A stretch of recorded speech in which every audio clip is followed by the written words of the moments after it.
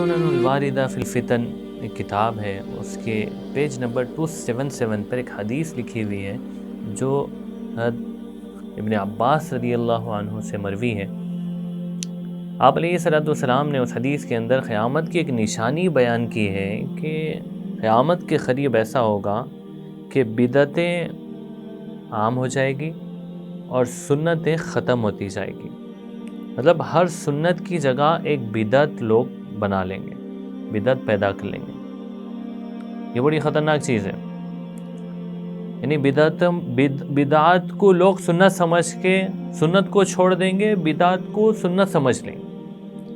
عبداللہ ابن مسعود رضی اللہ عنہ سے بھی یہ بات نقل کی گئی ہے، انہوں نے کہا ہے کہ تمہارا کیا ہوگا اس وقت میں جب سنتیں ختم ہوتی جائے گی، بدعتیں عام ہوتی جائے گی، اور لوگ ایسا کہیں گے، کوئی سنت چھوڑ آئے تو اس کو کچھ نہیں کہیں گے، کوئی بدعت چھوڑ آئے تو کہیں گے کہ تو نے سنت چھوڑ دی۔ عجیب بات۔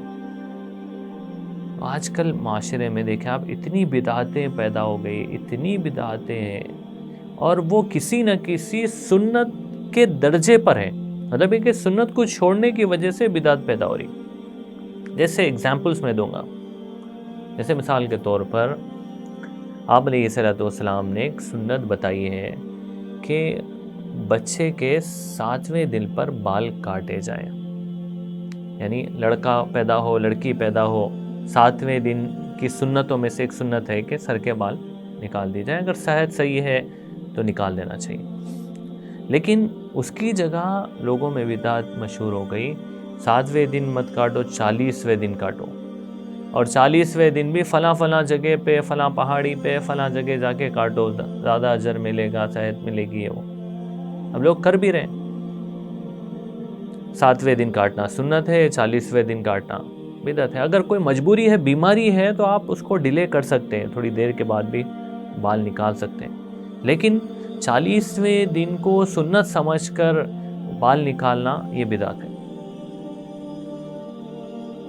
اسی طرح دوسرا سمجھیے آپ، دوسری بات اسی کو سمجھیے آپ جو اللہ کے نبی نے کہا ہے کہ بدعتیں سنتوں کی جگہ لے لیں گی۔ کام کسی کے مشکل ہو رہے ہیں، نہیں ہو رہا ہے کام، تو آپ علیہ الصلوۃ والسلام نے سنت بتائی، صلاۃ الحاجت پڑھو، 2 رکعت نماز پڑھ کر دعا کرو، کام آسان ہو جائیں گے۔ لیکن وہ نماز پڑھنا چھوڑ کے لوگ کیا کریں آج کل، ایک دھاگا لے کے جا کے کسی جھاڑ پہ باندھ رہے ہیں اور یہ سمجھ رہے ہیں کہ ہمارا کام آسان ہو جائے گا، یہ دھاگا باندھنے کی وجہ سے کام ہو جائے گا ہمارا۔ سوچ کے دیکھیے آپ، لیکن نبی نے سنت بتائی نماز پڑھو، اور ہم دھاگے پہ جا رہے ہیں، تو یہ بدعت ہے یا سنت ہے؟ تو سنت کو چھوڑیں گے تو بدعت عام ہوتی جائے گی۔ ایک صاحب کے گھر پہ ملاقات کے لیے گئے صبح، تو ان کے گھر والوں نے کہا کہ ٹھہرو ابھی ذرا ایک کام ہمارا باقی ہے، ایک لوٹا پانی لے کے آ کے چھڑک دیے۔ بولے اب آؤ، بولے کیوں؟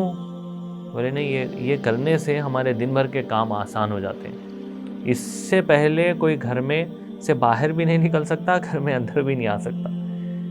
تو ہم نے کہا کہ بھائی اللہ کے نبی نے جو سنت سکھائی ہے وہ یہ ہے کہ اشراق کی نماز اگر کوئی صبح میں پڑھ لے تو شام تک کے کام اس کے آسان ہو جاتے ہیں، سنت یہ ہے۔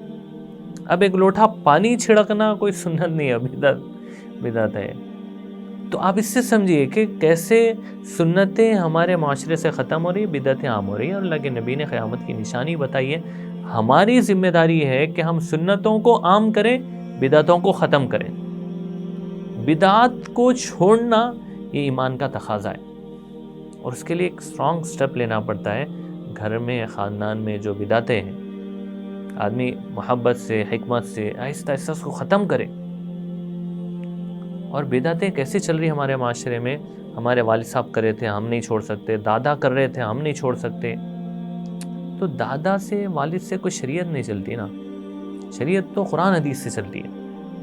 تو اگر والد صاحب نے غلطی سے کوئی کام کیا ہے، اس کو محبت سے چھوڑ دیں، ہم دادا سے چل رہا ہے تو محبت سے اس کو ختم کریں، لیکن بدعت کو ختم کرنا یہ ہماری ذمہ داری ہے۔